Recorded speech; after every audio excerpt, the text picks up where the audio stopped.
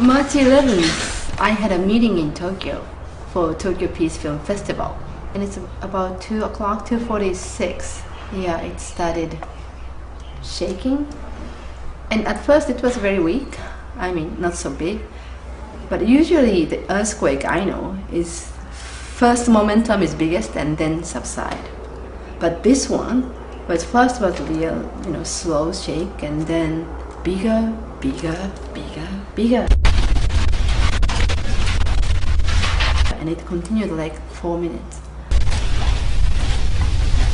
Usually it's 1 minute, I remember. So if you resist first 1 minute, you'll be safe and okay. But this one is continuous and it gets bigger and bigger. Very strange earthquake I never experienced.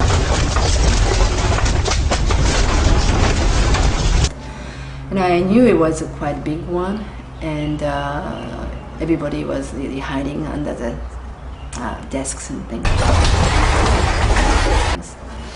Then somebody said, this building is very old, it may collapse. So I was at the 4th floor and the elevator was already shut down. So we took the stairs, went outside because somebody said it may collapse. It may be safer on the street. So we went to the street and it was still shaking. And I was looking up, and in Tokyo there are many skyscrapers, and the place I was in was called Ikebukuro, and many narrow street with high skyscrapers. And I was looking up and it was shaking first like this, and then it started shaking like that, yeah, this way.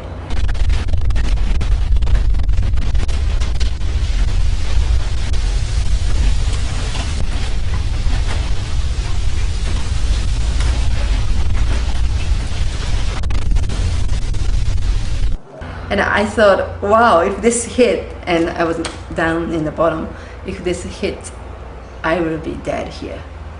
It was very scary, just looking up.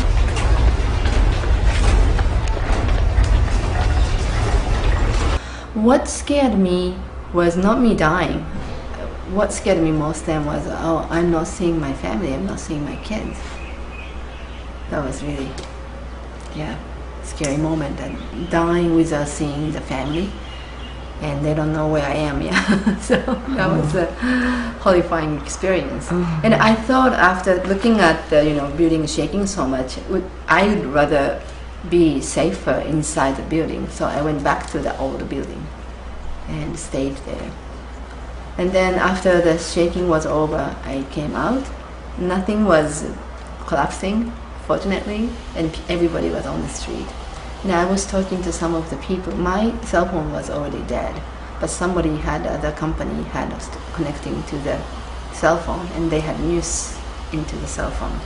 And he said it's that we have two numbers for earthquake scale. One is a magnitude, and the other is like actual Japanese scale called shindo, actual movement. So it was shindo 7, very, very big.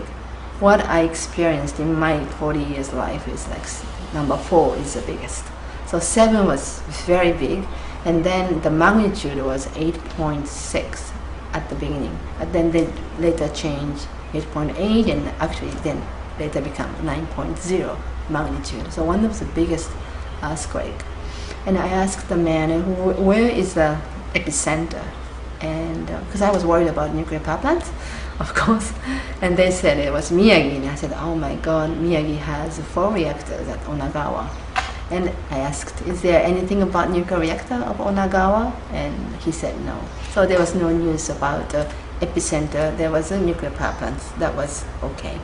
But later on, we heard the Fukushima nuclear power plants were in trouble. That shindo, the Japanese scale, was number 6. No, so it's not number 7. 6 is much smaller, but still they had trouble already. And that was about 3 o'clock already, and all the train had stopped, and some electricity was shut down, and no cell phone, and I couldn't call my family. Yeah? So that day, a lot of people went home by walking, but my home was very far away. I It took me about 3 hours to get there. So for me to go back without train is impossible. So I decided to stay in Tokyo. So lots of people like me were stayed in Tokyo in that old building, and it was public space called Kinro Fukushi Kaikan. And many people were gathering around the TV. TV was on. So it was some electricity came back later. So TV was on, and they were showing the tsunami and people taken away, and it was devastating. And near my house there was the oil tanks, those one that were on fire. TV was just showing the tsunami, many scenarios of tsunami, big wave of tsunami one after another, and all the houses collapsing and cars and people taken to the ocean, and nothing about nuclear power plant.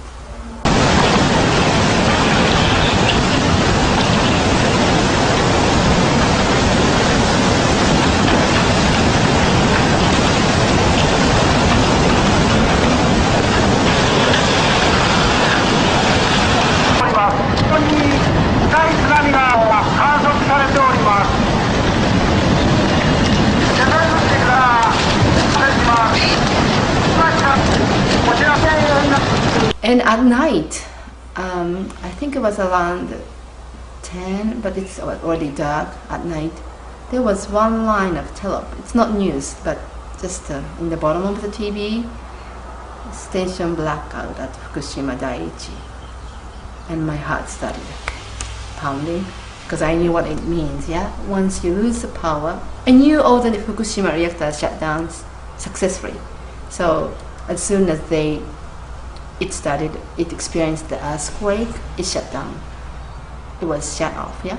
So it successfully shut down, but the fuel need to keep cooling even after shutting down. So once all the nuclear plants shut down, there's no power inside the power station, so you need a power from outside of the station to keep it cooling, yeah?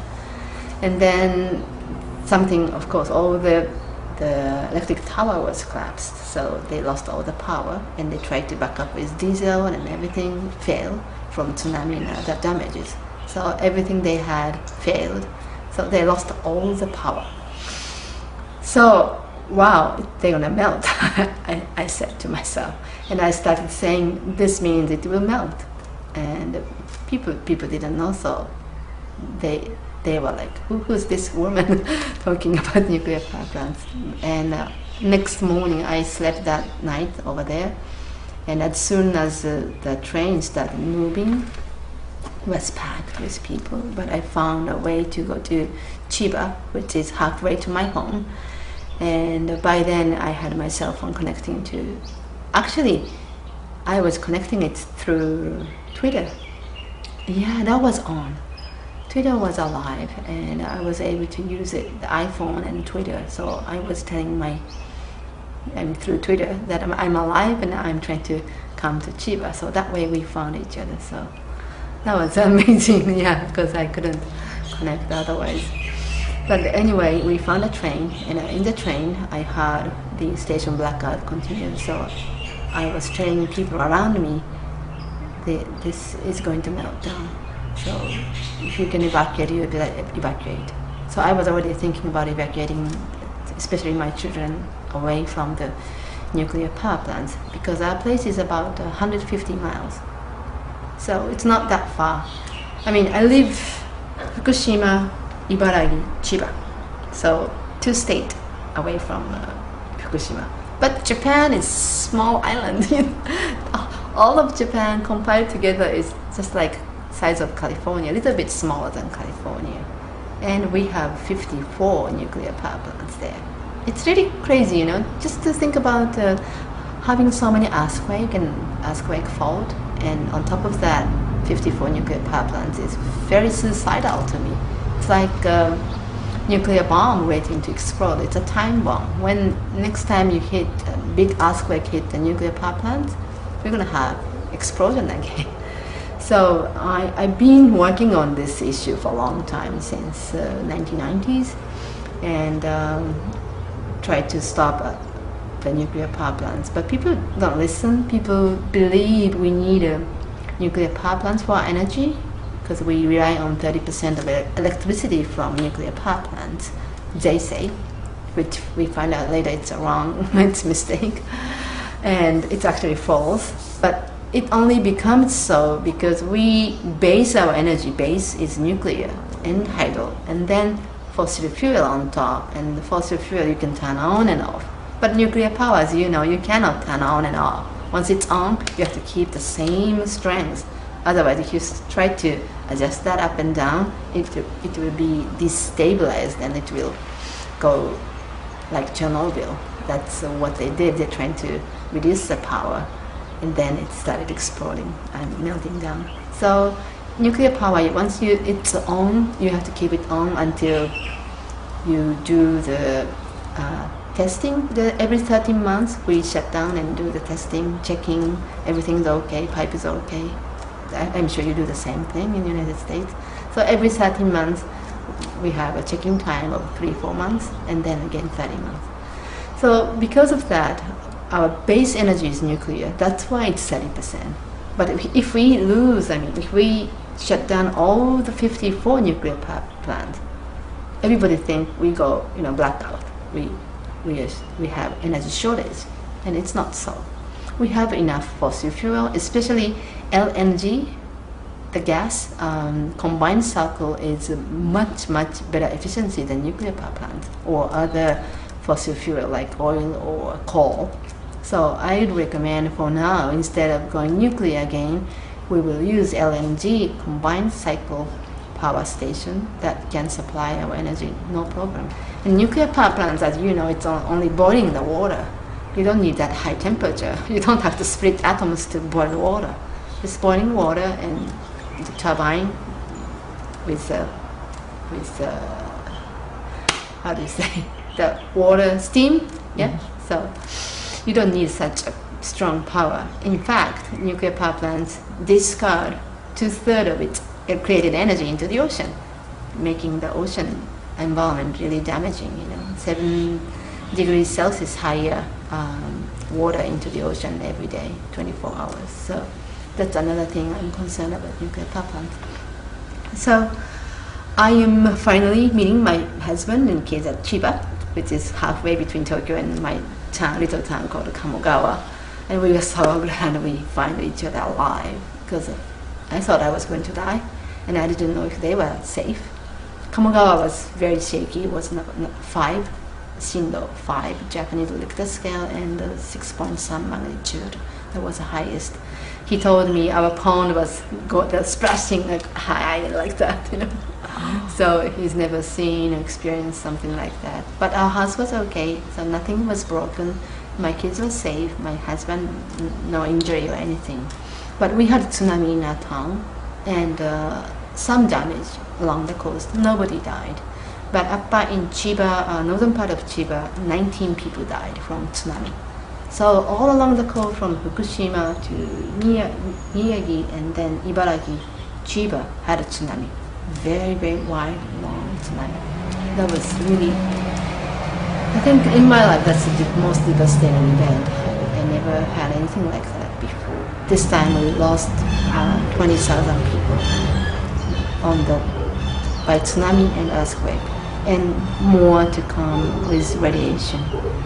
Now that Fukushima nuclear power plant, as you know, there were 6 reactors in Daiichi and 4 reactors in Daini first. So there are 10 of them over there.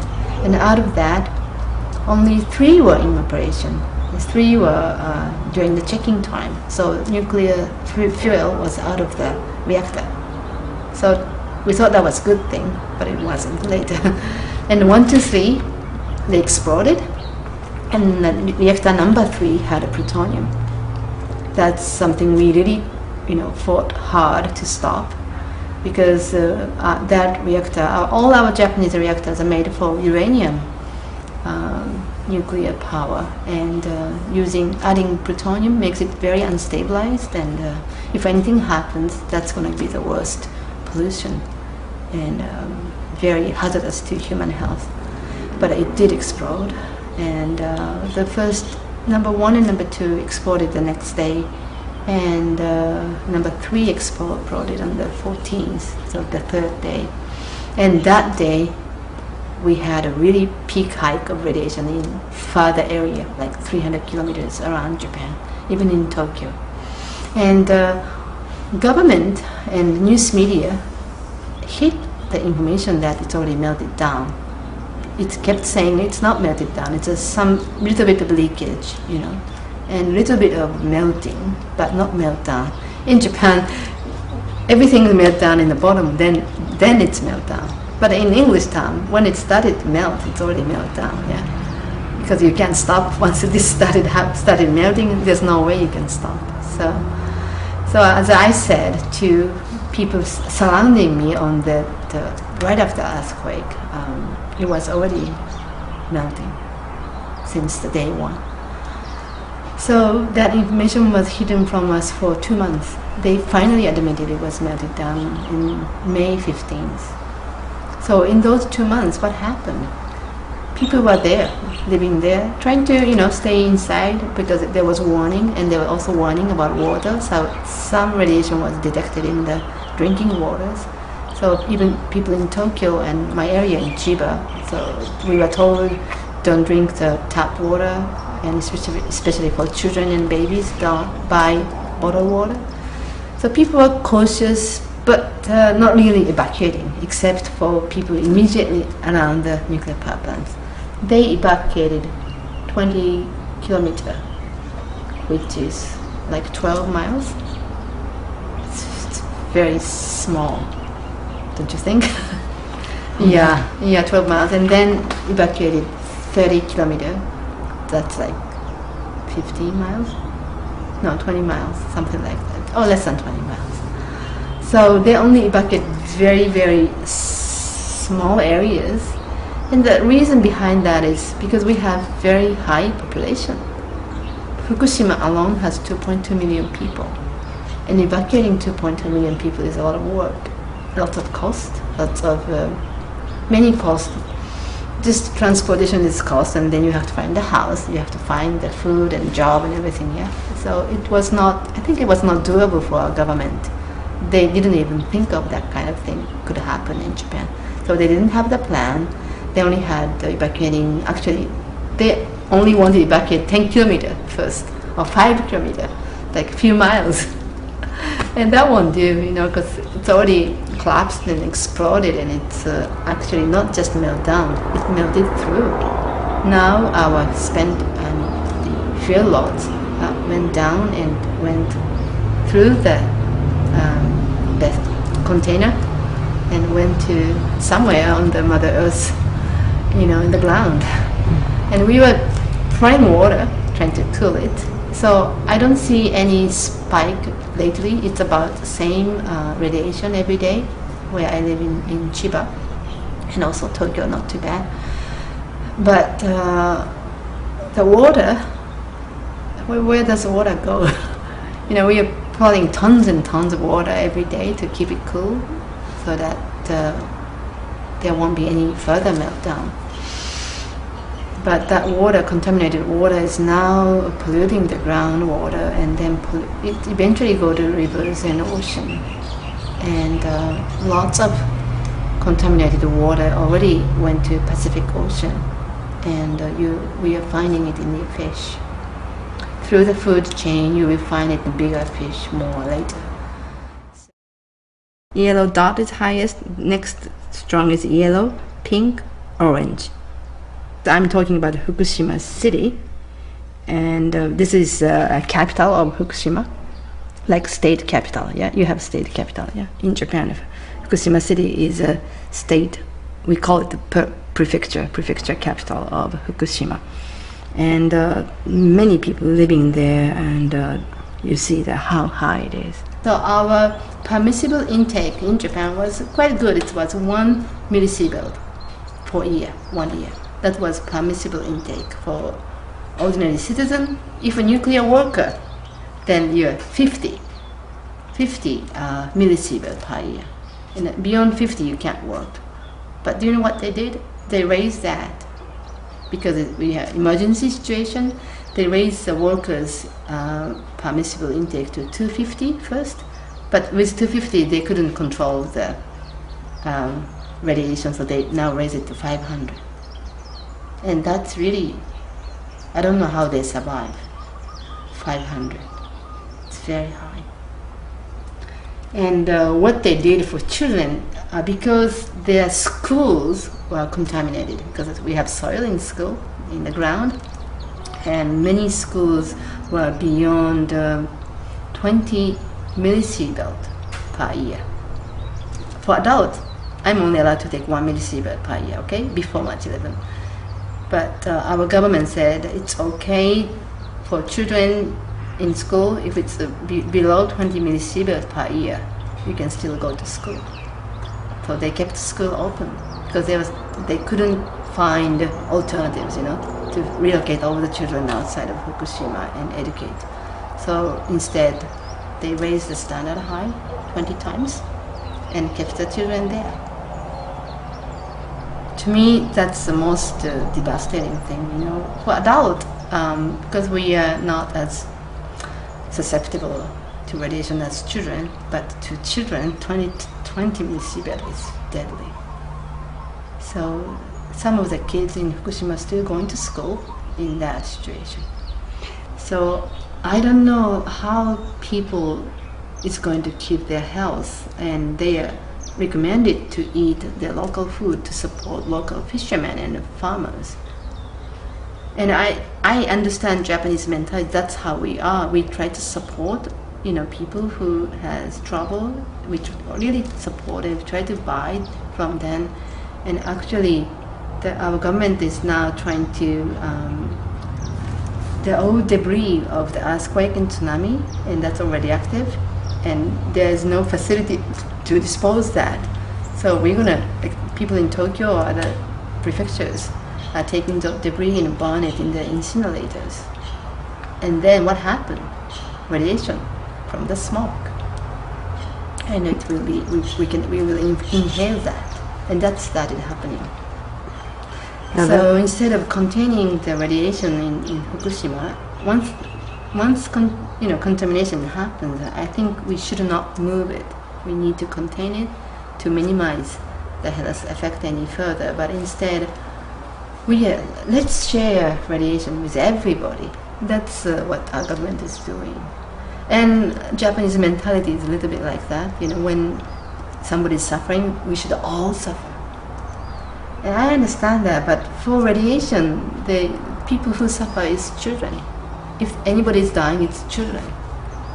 So I am very much against what our government is doing, and I'm trying to say my alternatives, And that's why I'm going back to Japan every 2-3 months. I go back to Japan, do my own lectures, and people who will still listen to me will listen alternative story, which is very, very different from our government or media story.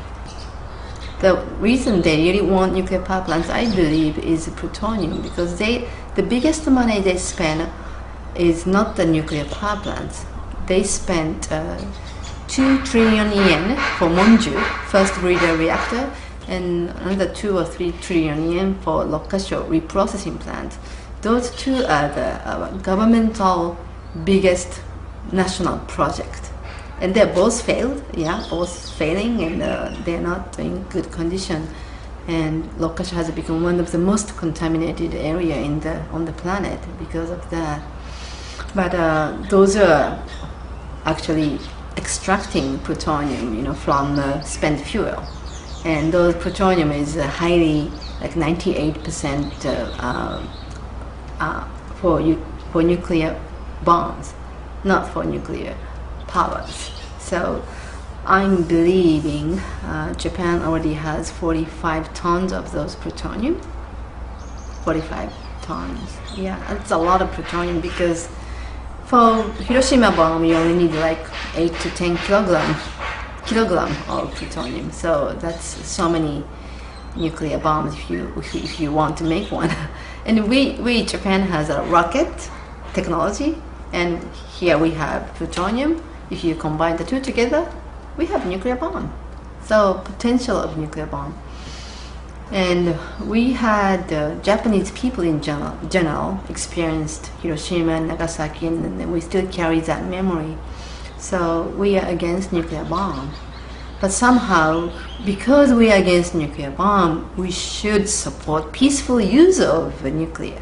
That was, I don't know who created that story, but it was very well accepted by people, and that's why we have 54 nuclear power plants. It's a peaceful use, and peaceful use is good for you. But now people are realizing even peaceful use is bad for you. So I'm really hoping this March 11 we can turn this around to something good come out of this. Japan become the first country to abolish all the nuclear power plants, and Japan becomes the leading country for sustainable energy. That's the scenario I really want to create. So I'm hoping we could do that together with you. And United States and Japan has 160 nuclear power plants. That's a lot of nuclear power plants. We need to work together to reduce one by one and to have really nuclear-free planet. That's where I'm putting my energy for. I'm really sad living in Hawaii that the ocean current will come here directly. The air went to Alaska and California and Mexico and that way and come here later, and it's already here. And I've been watching two sides. One side is about by Japanese people, and I'm seeing Hawaii last night was 45 CPM. It's very, very high. Tokyo is 18 and Sendai is like 15 near Fukushima. So it was like 3 times higher than Japan. Where is it coming from? I'm not sure this is from Fukushima or this is from somewhere else in this island. There's radiation somewhere here. I have no idea, because radiation has no names. You can say I'm from Fukushima, I'm from Honolulu, maybe Pearl Harbor. There's nuclear submarine there. So, but we had a 45 CPM. That's the highest I've ever seen. That was last night. And today is about 30. 30 is the equivalent of 0.25 microsievert per hour. I won't put my children there, but I have no choice at the moment to stay here. Then going back to Japan, I'm not thinking about that because it's 54 nuclear reactors and earthquake fault is not a good idea of raising children. I don't feel safe to live in Japan anymore unless I successfully stop all the nuclear power plants. So that's what I'm trying to do. So when we met at the station, I or he both said, and yeah, we went back to home together, and we immediately talking about what shall we do? Let's just evacuate immediately as far as possible, which we chose Okinawa, and we called the airline, but it was fully booked, so we couldn't book any flight. But we went to Haneda Airport anyway. We went back home and packed all the passport and some cash and a few clothes, and we left. You know, just left. Take the kids with a mask, and we just left. Went to Haneda Airport, and we wanted to go to Okinawa, but there's no flight. Everything was packed. And there was one flight to Fukuoka in the Kyushu Island, so that's quite far. Now I know if there's a meltdown and explosion, it will reach Tokyo and Kanto area very soon. So we wanted to be farther out. So we went to Fukushima and spent one night there. And the next day we went further down Okinawa. That's furthest we could go. So we are now like 1,000 miles away from Fukushima. So we can think and recollect our decisions what to do. So that was March 13th, and that day there was an explosion in Fukushima, right? And I said, oh, so I was right, yeah. I'm glad I'm here instead of Chiba, because it's 150 miles. Now I'm like 1,000 miles. And I started calling my Okinawa friends. I've been to Okinawa many times because there's a U.S. military base there, so that's my place of work. I try to stop the military bases there, so I have many friends. And I called up my friends, and because there's explosion in Fukushima, the babies, pregnant women and children need to evacuate, and this is a safer place. Would you help me to organize something so that they can evacuate here until it's safe? So that day, on the 13th or 14th, we had several good friends started meeting to organize to evacuate women and children from Fukushima. Yeah, that's called Tsunagu Hikari, connecting light, was born that day. And we did a press conference on the 17th. We officially launched our campaign, so anybody who feels unsafe staying in Fukushima can come to Okinawa and spend time until it's safer there. So that's something we started doing, and we still do today, because there's continuously, even how many months? November, so it's been already 8 months, and continuously nothing has stopped. Every day, little bit of leak, continuously polluting air, soil, and water. So what I'm really afraid now is contamination in food. So after we were in Okinawa and started this campaign of relocating women and children from Fukushima to Okinawa, we had a very strong attack by, like, I don't know who, but we are demagoguing, how do you say? Demagogue is Japanese. The term is, we are like false, giving a false propaganda or false information to scare people, and don't trust this group because it's not based on scientific. We had lots of attack about our activity, because government was basically saying it's safe as long as you stay inside home, and and they even feed the children local food. Eat locally is good thing, yeah? In general, eat locally is good thing. I really like to eat locally. But when there's a nuclear explosion and radiation is leaking, eating locally is, to me, is deadly. So I was also talking about that. And then there's another attack that, are you going to kill Fukushima farmers and fishermen? They'll be out of job, and yes, they may be out of job, but feeding the children with radioactive food will cause you some health damage later on. So I didn't want to do that. So I was really fighting with my own government to save people. That's really, I felt so sad that why even Soviet Union could save people from the worst polluted area. They escaped, they relocated them immediately after, maybe the second or third day. But our government did almost nothing except for only 10 miles or 20 miles radius. And most of the people are left in Fukushima even today and living in that contamination. And what they hear from the TV and from the government, it's safe, low-level radiation is good for you. They're even saying low-level radiation is good for your health, and then people believe it because they won't stay there. I do too. I mean, if I didn't know these things myself, I didn't do my own studies, and living in Fukushima, and if I were the farmer, I would stay there if it's, we are told safe. But I already know too much, yeah? And actually, year 2006, I had Dr. Ernest Stanglass. Do you know him?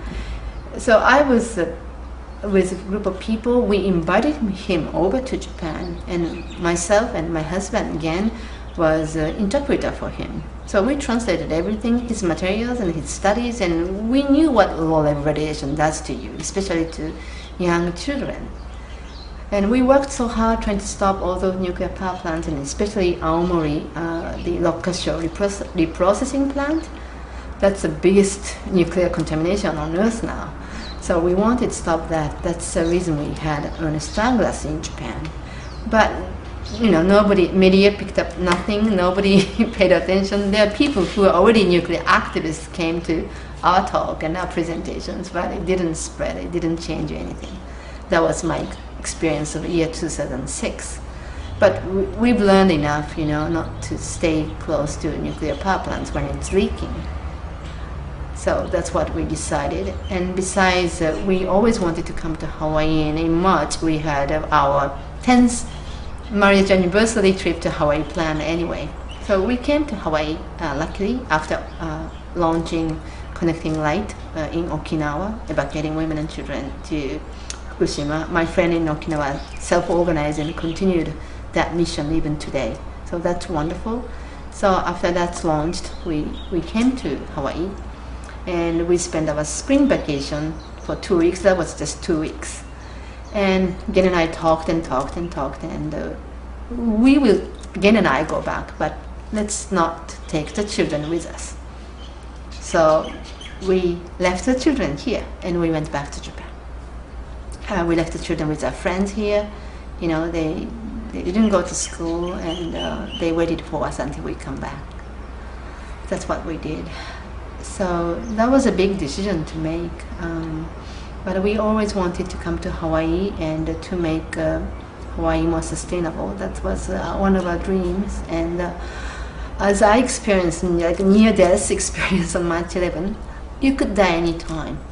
I realized you can just die like that, you know. You can just have earthquake and or car accident or some disease, and you may die. I didn't realize I would die. I knew eventually I would die someday, but I thought I could die like that on that day, March 11. And I said, Ken, I don't know how long I will live. I want to just live my dream. Let's go. And he agreed, and we decided to come here. So we packed very quickly, went back to Japan, and I had my work. I had to do some work there, so already committed, prior commitment. I did all of that, and again went back to Hawaii immediately. I continued to work in Japan until everything is over, and we took a few things. We actually moved from Japan to Hawaii with only 4 boxes. Then we started new life and came back here, find this home, and we moved here. And as you can see, we are creating the garden into farm. This is a residential area, so it's everybody is really shocked or surprised to see what we are doing, because we are taking the beautiful lawn and digging the hole and taking all the rocks and putting garden here. But as you ate yesterday, I'm already picking vegetables and harvesting from my own garden and eating from the garden. So that's what we did all in Japan for 14 years. We had rice, vegetables, mushrooms, and fruit trees. So we had very highly sufficiency in Japan, and I'd like to do the same here. And with tropical fruits all year round, and you can grow even winter time. You can grow here. So I think even though our garden is very small, it's only 1/3 or 1/4 of an acre. I hope we can be self-sufficient in a year or 2. So that's what I'm doing. We created a small garden in the, you see, this is a famous lawn. And we took the lawn and made a small garden, and cabbage, lettuce. And this is a Japanese komatsuna. It's like a spinach. I'm going to take some. I try not to take it from the root, because it will keep growing. You know, take the big one. Yeah, this isn't too bad actually. This is maybe best carrot. This is Chinese vegetable, by the way. That's what, a Chinese word. Actually. I see. I thought this was Chingensan. We are going to, this is actually rice. You see? Oh. This is rice. So each one become like 2,000 rice. if we are successful. You're building a patty. We're gonna build a patty here. We're gonna cover with plastic, you know, put water and soil and try to make a patty here using the plastic kind of swimming pool, small patty. Very clever. You grow enough rice here to harvest and Yeah, this is experimental. Yeah, if it grows. Let's see how it goes. Our garden has a wonderful kabocha. Kabocha pumpkin. This is Japanese. Kombucha? Kabocha. Kabocha. Kabocha is That's right. Japanese We love pumpkin. those. Yeah, it's very sweet. There's more there. So kabocha is doing well. These are the oranges. I'm going to take some oranges to neighbors. The ants make nest here inside. Oh. Yeah. So, but these are very tasty. And ants are eating them. So We have to get them before the ants do. yeah, exactly. And here's some more lettuces. And let's get some daikon. This is lettuce. All the lettuce. And some more. Here is turnip. Turnip. I like that. Turnip and daikon. These are good for soup, miso soup. So, just for tonight. So, yeah. Okay. All right. So quite good, yeah. Such Beautiful, a beautiful. small garden, but very productive. Okay. So I'm going to make you. Gen-chan, Kato-san, 来てくださいって。So this is very residential area. I live in town, and this house has about quarter of acre maybe.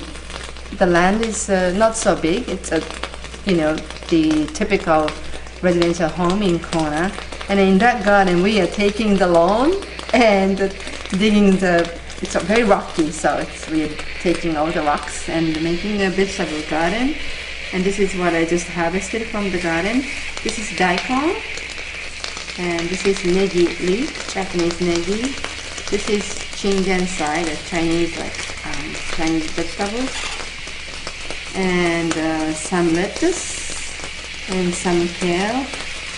And this is carrot leaf and some small carrots, and this is the komatsuna. This is Japanese seed, but it gets gigantic. I hope it's not because of radiation. It's supposed to be much smaller.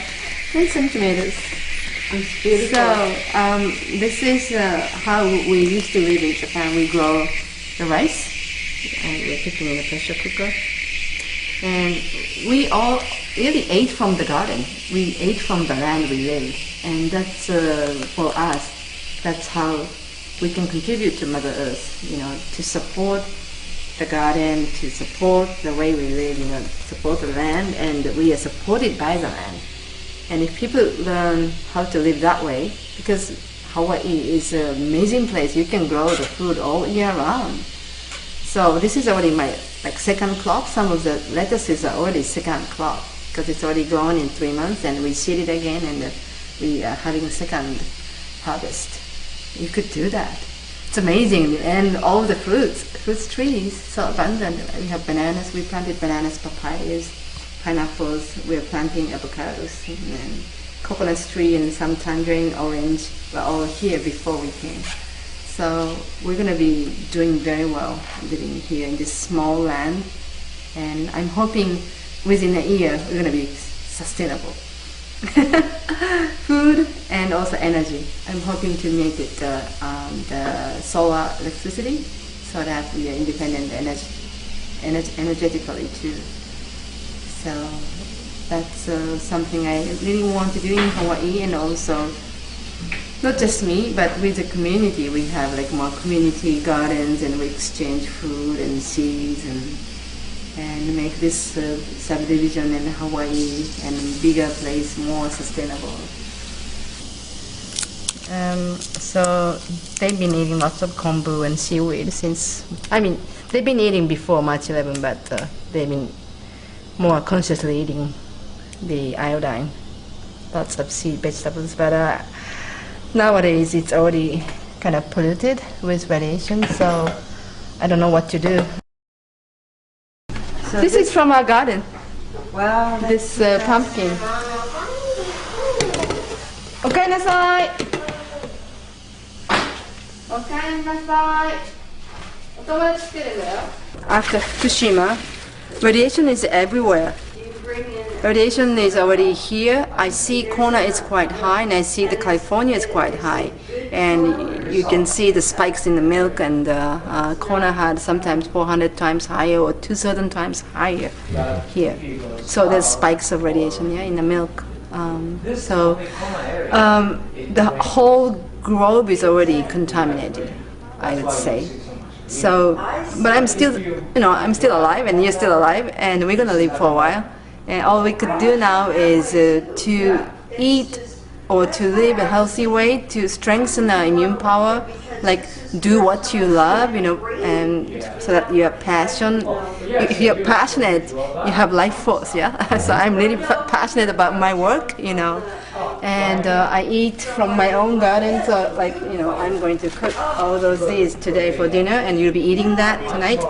And this way, it may be some radiation here, I don't know, but still it gives me lots of joy, and I know the green is good to fight against all the chemicals and radiations and strengthen your immune. There's so many green colors, red, yellow, any color of vegetable will give you so much vital phytochemicals. So from now on, we just have to learn how to live more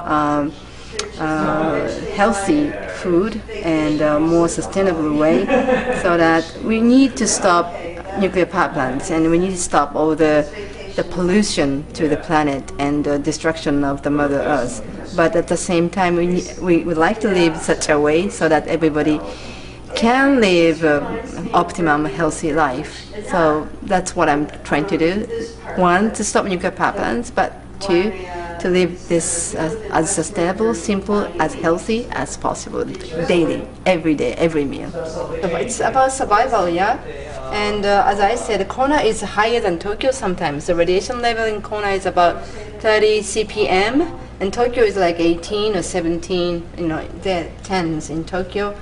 So the radiation monitor I'm talking about from radiationnetwork.com, that gives you such a high number in Kona and in Hawaii. So, what's the point of us being here? We are here because we want to really eat local food, which we couldn't do in Japan. I've been eating so much bananas because I become raw foodist, and I really wanted to be able to grow my own bananas and avocados. So I needed to move the more tropical area, and we found this house, and this is a residential area and only small 15,000 square feet, and it's not such a big, it's not farm or anything like that, but we plan to be self-sufficient in this small residential area and supplies the neighbors. What are those Japanese people doing? And we are not going to buy anything from supermarket. We only buy from local farmers or everything from here. That's how I want to live, and it's going to be fun because Hawaii import 85% of the food from mainland and other places, and also 90% of energy is oil, and they're all imported.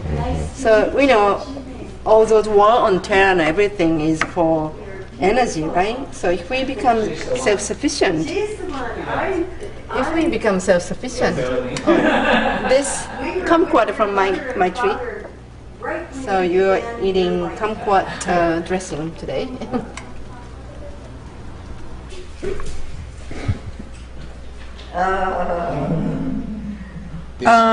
Go through this. You strain it. Strain. Okay, strain. So you need to strain it. Well, actually, it's not string. Well, it's Yeah, I think it's strained. Yeah, This is a strainer. yeah, strained. Yeah. that's right. So that miso will be all smashed, small. You don't have the big miso in a chunk. I like the chunks. You'll be able to make it. No, that's actually our carrots. Carrots. It didn't go well here. Which The soil isn't good enough. for carrots? Carrots, yeah. So carrot is the only crop. It didn't go well. And carrots and cucumber we failed. We haven't found the secret yet for those So you're carrots. cooking this in coconut oil. Coconut oil, yeah. Coconut oil. Coconut So oil. this is jingensai. I don't know the name in English. Bok choy. Bok choy? Oh, really? Well, I mean, that's what I call it. And this is from the garden, the eggplant. Beautiful eggplant. Is that Japanese? Japanese, eggplant? yeah. I Yeah. love Japanese. This is the Yumi and Gen cooking show. Yeah. And what I'm doing is actually called layered cooking. Putting everything in layer and into yan. So in is like those leafy stuff is in, except the garlic. And yan is root vegetable. Yan. Yan is more warming food. Yin is cooling food. And you put that cooling food in the bottom. And yan, warming food in the top. And then you put some salt on top and you simmer it. You simmer. Simmer? Yeah. With water. Actually, no, you use you use これお醤油じゃない? You use sake. 昆布醤油. いいのこれ。使っていいよ. This is sake. Oh, how wonderful. Yeah, so you simmer with sake Yum. until it's all cooked and soft. Oh, I'm going to do that at home. That looks wonderful. That looks just beautiful. Yeah, this is from the garden, everything. Let's eat. This is This is what I do, I love. yeah. I love cooking too. I love doing this, so This is beautiful. thank you. All vegetable from the garden. And Just yes. This our home. 太陽と大地と海の恵みに感謝してね。撮影したいんだって。これはい。今日は笑ってね。いい顔して。せーの。太陽と大地と海の恵みに感謝していただきます。